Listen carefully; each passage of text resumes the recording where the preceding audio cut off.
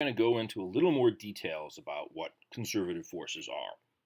This will involve a little more calculus and a little more formal derivations.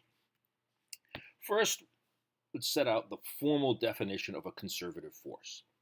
If we have a force F, it will be conservative if the integral around any closed loop in the surface is 0.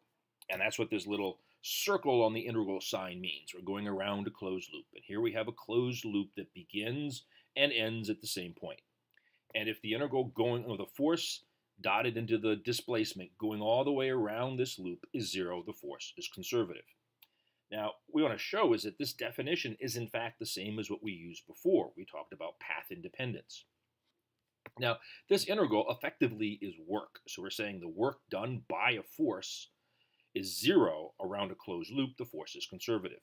So what we can do is we can pick any 2 points along that loop and say, well, the work done by the conservative force going from A to B and then going from B back to A has to be equal and opposite. So if we're doing positive work along the upper part of the loop, we're doing negative work along the lower part of the loop. But that means if I take and calculate the work going from A to B, switching the direction along the bottom of the loop, the work will be positive because in calculus, if we take the limits of integration and we flip them, we introduce a minus sign. And this minus sign from calculus will cancel this minus sign from our definition of a conservative force to cancel each other out. So the work done along the upper path and the work done along the lower path in going from A to B must be the same, which is just another way of saying the work done is independent of the path taken going from this point A to this point B. So that comes from the work done around the loop being 0. So the two definitions are indeed identical.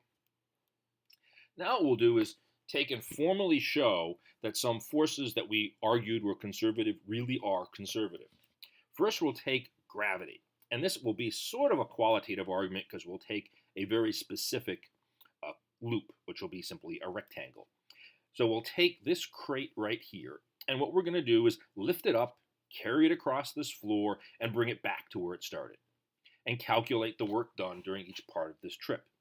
So on the first part, we're going to lift the object up by some distance we'll call delta y. The work done by gravity, and remember here we're doing the work done by gravity, not the work done by the applied force that lifted it up, but rather gravity itself. The work done by gravity will just be the weight, mg, times the displacement, delta y, and it'll be a minus sign because the displacement is up and the force is down. They're in opposite directions, and that puts a minus sign right here. Now, when we then take the crate and we carry it horizontally, and we'll carry it horizontally some distance delta x, we'll find the work done by gravity now must be 0 because gravity acts vertically down while we're moving it horizontally. The displacement and the forces are perpendicular. The work is 0. Now we'll take and bring the crate back down to the floor, bring it down a distance minus delta y. The work done by gravity now will be positive because now the force and the displacement are in the same direction, and we have the same force and the same displacement, so we get plus mg delta y. Then we slide the box back to its original position, and now the work done by gravity is again 0 because still gravity is perpendicular to the displacement, so gravity does no work. Then when we add up the work done by gravity over this closed loop, we have a minus work plus 0, and then we add on the exact value but plus, so it cancels out the first value, and then to return it, we again get 0. The total work done by gravity around this loop is 0, which suggests gravity is indeed a conservative force. Now what we can do is we can make the argument a little more formal. Now this does involve a little bit of calculus, because now we actually want to evaluate this integral around some arbitrary path. So we're going to calculate the integral of this dot product around some arbitrary loop. We'll do this by first introducing formally the force of gravity as minus mg, which is a constant, times the j unit vector, which of course is just pointing upwards in the y direction. Now the displacement, a little tiny displacement along this path will be some combination of a horizontal and a vertical displacement. So we'll write the dr as some small horizontal displacement times a horizontal unit vector, I, plus some small vertical displacement times the y unit vector, j. Then we need to evaluate this dot product. So we'll just take these two expressions and put them into the f dot dr. Now, j dot I is 0 because those two vectors are perpendicular to each other, and j dot j is 1 because they're both unit vectors. So this dot product is just minus mg times dy. And notice this is a scalar because this is a dot product, so the dot product produces a scalar. Now what we need to do is integrate around this closed loop this expression right here, which is minus mg. That's a constant, so I've taken it outside of the integration. And all that's left is the integral around the closed loop of just dy. Now, this integral has to be 0 because the integral from a, which is any point along the loop, to b, any other point along the loop, must be equal to minus the integral of b to a of dy for any 2 points on the loop. We add those two together, and we must get 0, which is a simple statement that when you go around a closed loop, the total displacement is 0. So this formally shows that the work done by gravity around a closed loop, any closed loop, must be 0, showing gravity is a conservative force.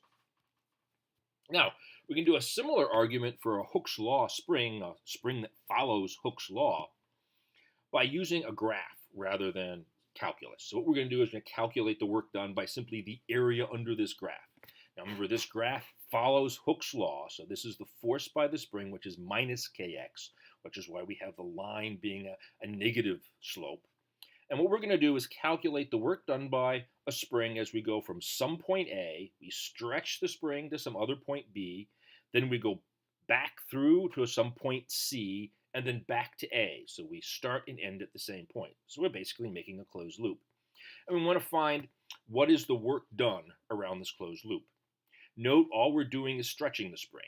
If the spring were somehow rotated rather than stretched, no work would be done because the rotation and the force of the spring would be perpendicular to each other and it would not do any work. So what we're going to do is calculate the work done in going, first from A to B, and that would be the area of this trapezoid right here. So we've done some work in stretching the spring, and the work done by the spring, of course, would be negative.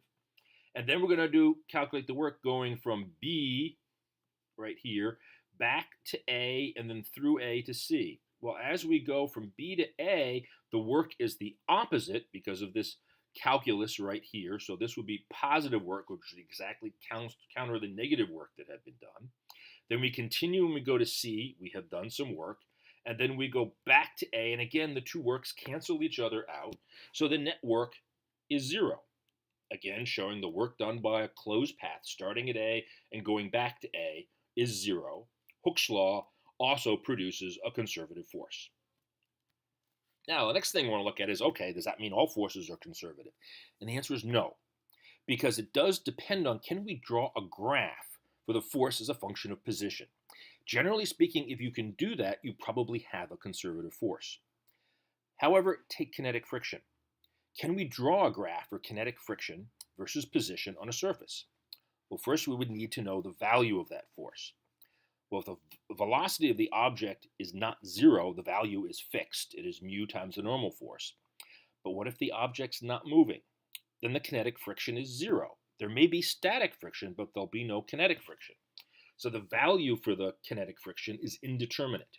I need to know more than the position. I need to know the velocity of the object. But also for the direction. If the object's moving to the right, then the kinetic friction is to the left, and it has a negative value. But if the object's moving to the left, kinetic friction's to the right, and it's positive. So the sign of the kinetic friction depends on how the object's moving, not on its position. So I cannot draw a graph of kinetic friction versus position, which means I can't calculate the area under the curve. Therefore, I cannot determine uniquely a value for this integral around a closed loop. It depends on the loop. It depends on the direction the object's moving. So therefore, it can't be 0. And the work by kinetic friction cannot be 0 around a closed loop. And therefore, kinetic friction cannot be a conservative force. So therefore, we call it a non-conservative force. Because this integral right here, the integral of F dot dx is not determinable, cannot be uniquely determined, and therefore can't be zero. So therefore, kinetic friction is a non-conservative force.